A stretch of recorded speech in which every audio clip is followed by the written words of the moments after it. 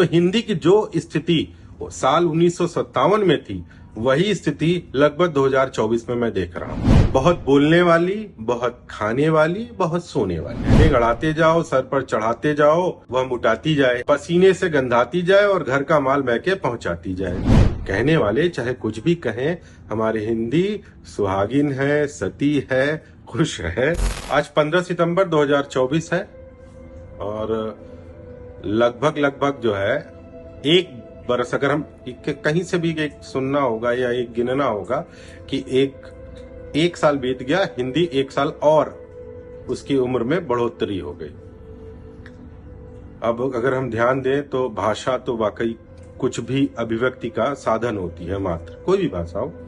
हिंदी के साथ हमारे साथ यह है कि वह जनप्रिय, लोकप्रिय के साथ संपर्क भाषा के रूप में विराट स्वाधीनता आंदोलन में यह हमारे साथ चली और हमारे अस्मिता का प्रतीक भी रही। संयोग से भी कट्टर देशभक्त, कट्टर राष्ट्रवादी और क्या कहते हैं, असहनशीलता, ये सारे शब्द, क्या भक्त, भक्ति, चमचे, ये यथा कथा जो शब्द हैं, ये साल भर में बड़े लोक प्रचलित रहे, या कह लीजिए कि मुहावरे की तरह लोगों ने प्रयोग किया। अच्छा, कुछ हमारे प्राचीन काल की कुछ श्लोकों के, कुछ प्रार्थनाओं के, कुछ दुआओं के एक एक अर्थ लेकर के हिंदी में लेकर के लोग आते रहे। और इस बरस कुछ ज्यादा लेकर के आए, क्योंकि अभी ज्यादा दिन नहीं बीता है जब हमारे यहाँ आम चुनाव हुए।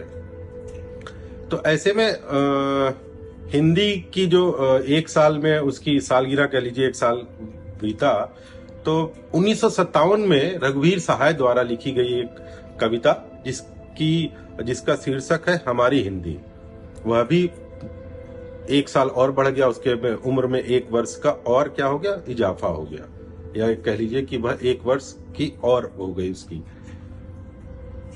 सवाल क्या है, ये जवाब ही है कि एक उत्तर है कि 1957 में लिखी हुई कविता आज भी प्रासंगिक है।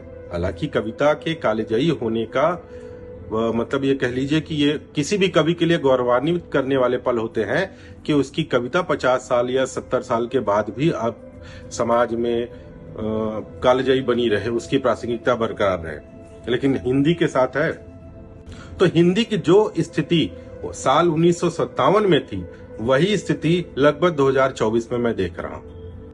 तो उसी हमारी हिंदी के एक शीर्षक, उसी कविता को मैं आप सभी से साझा कर रहा हूं कि हमारी हिंदी दुहाजू की एक नई बीबी है। हमारी हिंदी दुहाजू की एक नई बीबी है, बहुत बोलने वाली, बहुत खाने वाली, बहुत सोने वाली। हमारी हिंदी दुहाजू की एक नई बीबी है, जो बहुत खाने वाली, बहुत सोने वाली और बहुत बोलने वाली। गहने गढ़ाते जाओ, वह मुटाती जाएगी। गहने गढ़ाते जाओ, सर पर चढ़ाते जाओ, वह मुटाती जाए, पसीने से गंधाती जाए और घर का माल मैके पहुंचाती जाए। पड़ोसिनों से जले कचरा फेंकने को लेकर लड़े। पड़ोसिनों, यहां ध्यान दीजिएगा कि पड़ोसिनों से जले और कचरा फेंकने को लेकर लड़े।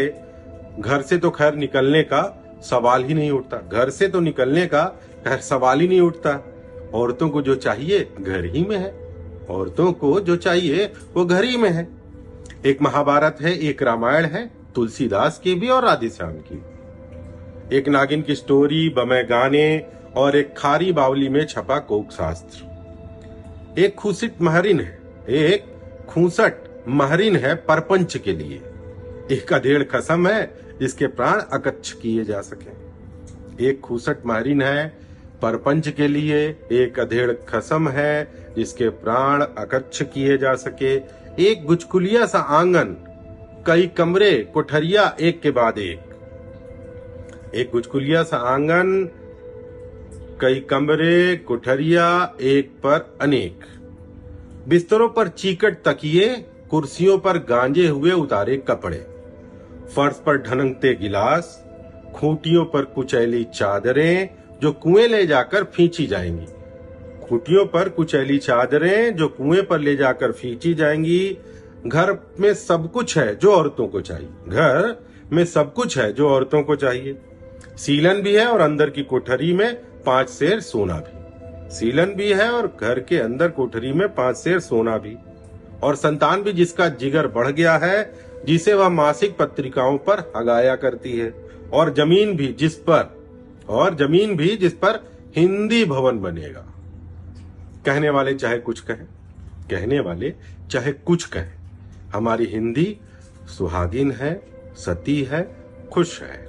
कहने वाले चाहे कुछ भी कहें, हमारी हिंदी सुहागिन है, सती है, खुश है। उसकी साथ यही है कि खसम से पहले मरे। उसकी साथ यही है कि खसम से पहले मरे और तो सब कुछ ठीक है। और उसकी साथ यही है कि खसम से पहले मरे और तो सब ठीक है, पर खसम पहले उससे बचे।